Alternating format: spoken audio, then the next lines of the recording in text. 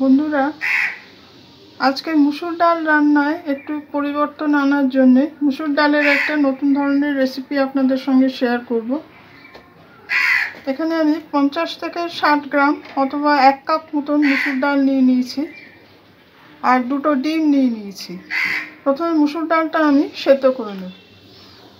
মুসুর ডালটা আমি সেদ্ধ করতে বসিয়ে দিয়েছি।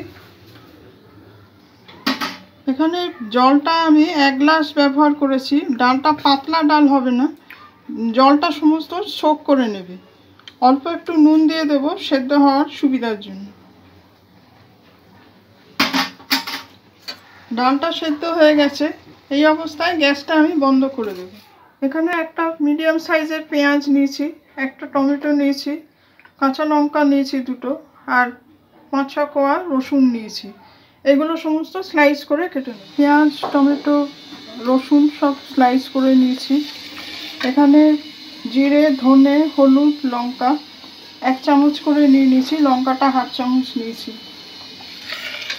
এখানে 2টো সেদ্ধ ডিম নিয়েছি, সেদ্ধ ডিমটা আমি একটু মেখে নেব।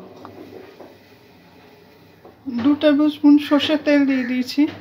পেঁয়াজ, রসুন, টমেটো, কাঁচা লঙ্কা এগুলো এক এক করে আমি তেলের সঙ্গে যোগ করে দেব। একটা শুকনো লঙ্কা যোগ করে দেব।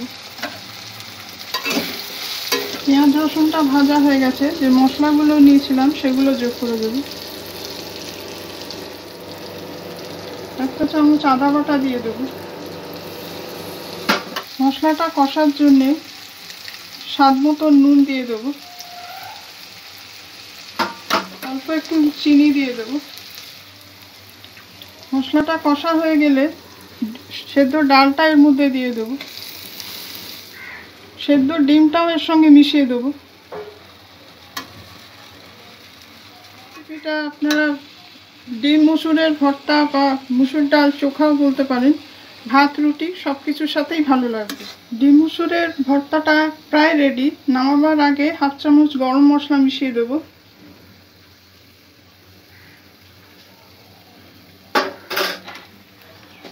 কিছুটা ধনে পাতা কুচনো এর সঙ্গে যোগ করে দেব। সমস্ত মশলা দিয়ে ভালো করে একটু নাড়াচাড়া করে নেব। বন্ধুরা, রেসিপিটি ভালো লাগলে কমেন্ট করে জানাবেন।